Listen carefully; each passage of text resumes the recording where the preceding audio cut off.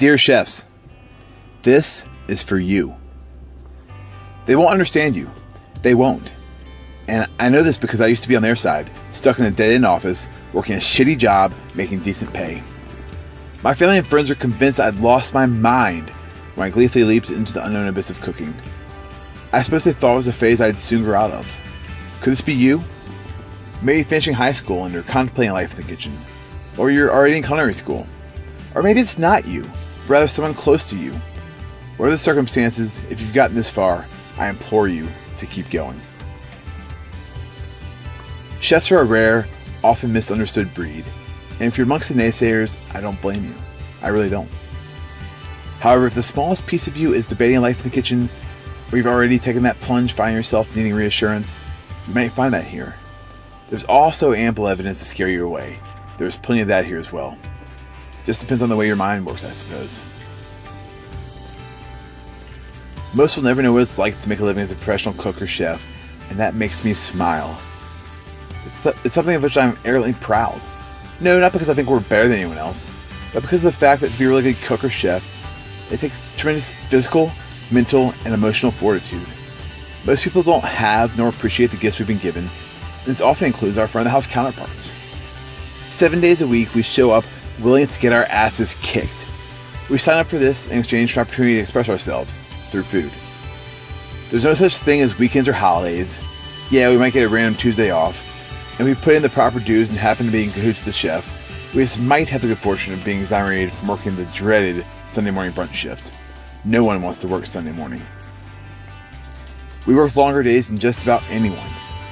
Days start early and end late, typically when the rest of the Western world is changing their PJs, showering up, brushing their teeth, and hopping into bed. The length isn't the hard part though, it's the depth.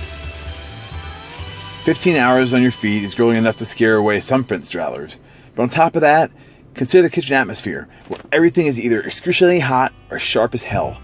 Cooks scurry around, cussing. The printer spewing out tickets as fast as it can, and for hours, every inch of one's body is physically tested. Emotions are tested, and sometimes you'll fail that test. You'll break into frustration mid-shift, relying on a teammate to help pull you through. Your mental strength will be tested, misreading tickets, overcooking steaks, undercooking pasta, or completely blanking the fuck out on any number of things. Once again, having to rely on a teammate to help pull you through. You'll do the same for him, or her. It's how we survive. It's how we thrive. Close call finger nicks and tears shed while chopping onions don't faze us, not even secondarily. Screaming hot 50-pound pots of salted water simmer away, not boiling fast enough most of the time. When the potatoes or pasta are ready to come out, chances are a dry towel is nowhere to be found, and lacking time to search, we somehow make do, most likely further searing the calluses up and down our already damaged hands. Pain is an afterthought. It doesn't faze us. It can't, or the whole ship sinks. We owe it to the warriors next to us to keep going. There will also be a point mid-shift when you'll have to make a dash to the dry storage pantry, or perhaps the walk-in cooler. Darting across the opposite course of the kitchen typically includes maintaining one sense of balance while leaping across oil-slick tile, dodging pans flying in the vicinity of the dish pit, and having to weave in and out of fellow line cooks, then back into our place on the line. This is all to be done without dropping your supplies, or worse, disrupting the rhythm of the team. Disrupt the rhythm, and we all go down with you. This takes serious skills.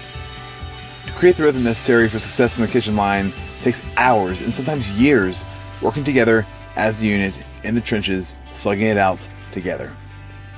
Next to the military in full-fledged combat, a group of guys and gals in the kitchen know teamwork better than just about anyone. Let's say you made it to the end of service. By now, several hours have elapsed since the first tickets came chirping through the printer, and the apron draped around your neck now resembles something your dog might have chewed to hell after having splashed through the mud. You're filthy, but pots are done flying across the kitchen, flames from the burners are dulled to mere pilot lights, and for the first time all night, you have a minute to breathe. A Red Bull sounds pretty good right now, or traditionally, a cigarette and the cool fresh air outside the kitchen hits the spot for most chefs. The burns on your hands have probably blistered already, and now that you actually have a minute, the pain hits you. The slightest of breaks, and it's back to business, identifying prep needs for the following day. But it's the easy part of the night, coasting home after a dozen hours afoot. Now the challenge is powering through when your mind is occupied with fantasies of beers, shots, the dive bar across the street, and that pretty new waitress whose name you've already forgotten. If there's one thing I've learned as a chef, it is that we're always learning to adapt, rolling with the punches. We put ourselves out there as artists and creators. It's a beautiful thing to have the opportunity to express ourselves through the creation of food. And the food we craft should be an expression of who we are.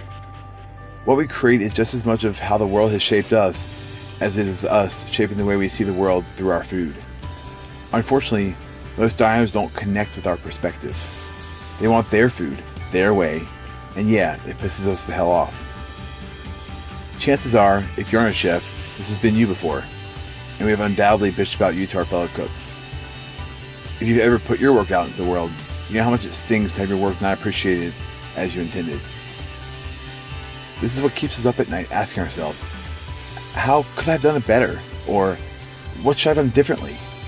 It eats at us if we let it. But don't let it.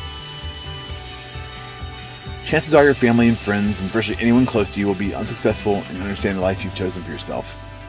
But maybe this letter helps, just a bit.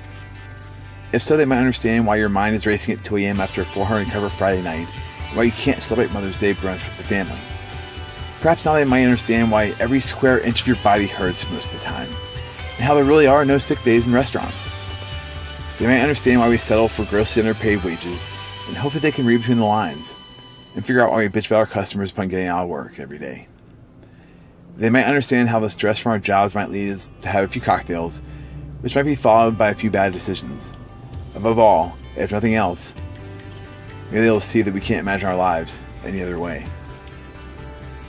I'll take a handful of burn blisters, some achy knees, and the hankering for a cocktail at the end of the night over ever having to sit at another desk, miserably debating whether or not to shove needles through my eyes.